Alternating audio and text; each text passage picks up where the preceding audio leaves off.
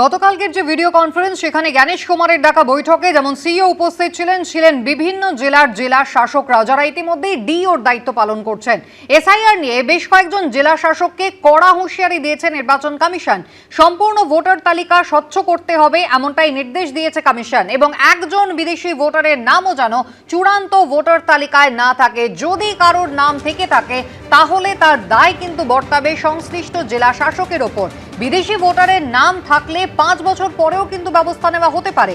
1 বছর 2 বছর বা 5 বছর পরও ভোটার তালিকায় বিদেশি বলে চিহ্নিত হলে শাস্তির মুখে পড়বেন সংশ্লিষ্ট জেলা নির্বাচনী আধিকারিক অর্থাৎ ডিও, ইআরও, এইআরওদের বিরুদ্ধে মামলা হবে। ভার্চুয়াল বৈঠকে জেলা শাসকদের কড়া বার্তা দিয়েছে জাতীয় নির্বাচন কমিশন।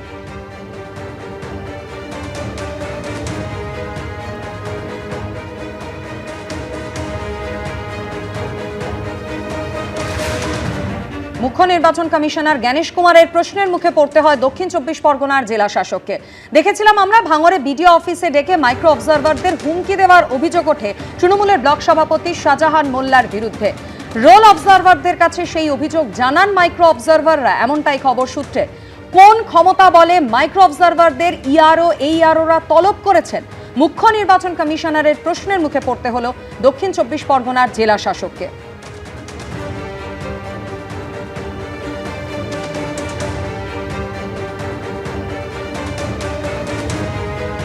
এদিকে অসঙ্গতিপূর্ণ নথি নিয়েও কিন্তু নির্বাচন কমিশনের কড়া প্রশ্নের মুখে পড়তে হলো জেলা শাসকদের। জন্মের আগেই কোথাও জন্মের শংসাপত্র দেওয়া হয়েছে, কোথাও 2 সন্তানের বয়সের ফারাক হচ্ছে 1 মাস। সম্পর্কের প্রমাণ দিতে ব্লাড রিলেশন সার্টিফিকেট পর্যন্ত জমা দেওয়া হয়েছে। ফাঁকা পৃষ্ঠা রয়েছে, অস্পষ্ট ছবি সহ একাধিক তথ্য আপলোড করা নিয়ে কিন্তু প্রশ্ন তুলল নির্বাচন কমিশন। কিভাবে এগুলো আপলোড করা হলো, কারা আপলোড করলো, কেন ডিএমরা সেগুলো যাচাই করলেন না, এখনো নথি আপলোড কেন হচ্ছে? পাওয়ার পয়েন্ট প্রেজেন্টেশনের মাধ্যমে এই প্রশ্নই কিন্তু তুলেছে বারবার নির্বাচন কমিশন। 16ই ফেব্রুয়ারি সময় বেঁধে দেওয়া হয়েছে। 16ই ফেব্রুয়ারি বিকেল 5টার মধ্যে সমস্ত আপলোড হওয়া নথিপত্র জেলা নির্বাচনী আধিকারিক অর্থাৎ ডিএমদের কিন্তু যাচাই করে দেখতে হবে নির্বাচন কমিশনের এমন নির্দেশ।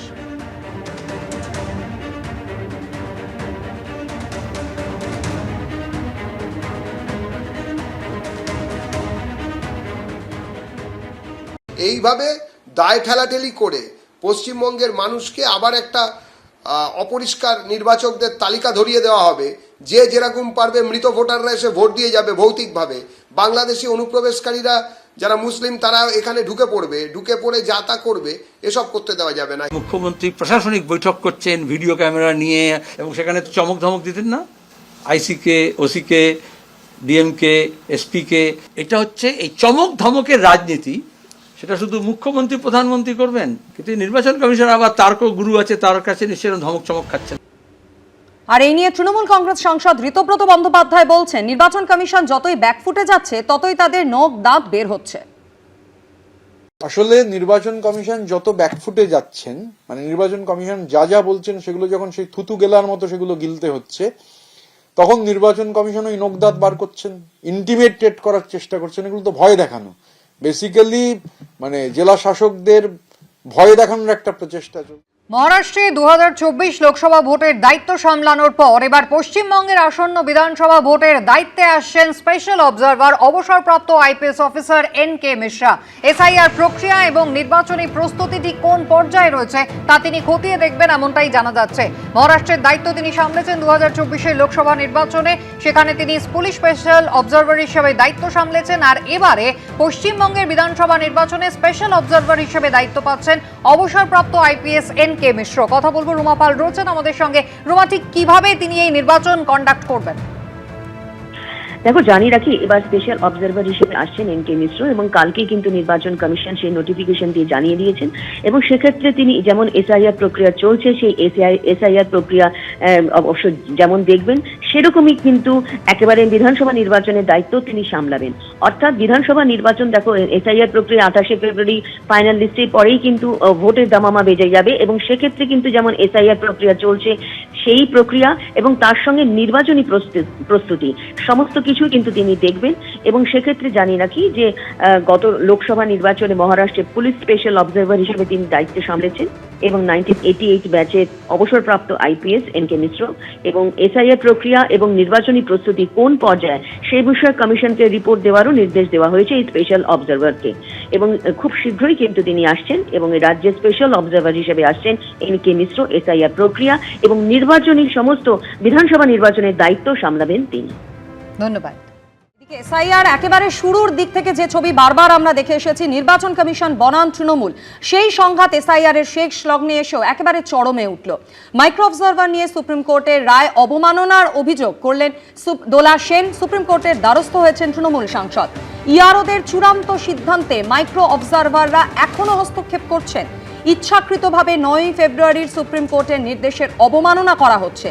ইসিআই নেট পোর্টাল এখনো অপারেট করে চলেছেন মাইক্রো অবজারভাররা। মাইক্রো অবজারভারদের নিয়ে অভিযোগে সুপ্রিম কোর্টের দ্বারস্থ হয়েছেন তৃণমূল সাংসদ। তিনি আর্জি জানিয়েছেন মাইক্রো অবজারভার যেন রিভিউ, ডিলিশন বা সংশোধন করতে না পারেন। আধিকারিকদের নোটিশ দিয়ে জানানো হোক ইআরওই একমাত্র অথরিটি। আর্জি দোলা সেনের।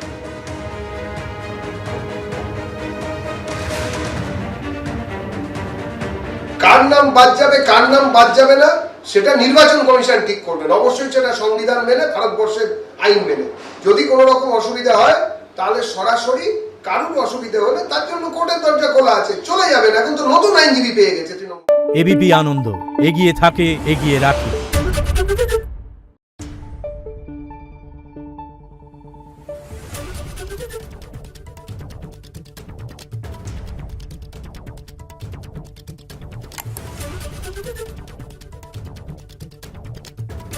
Thank you.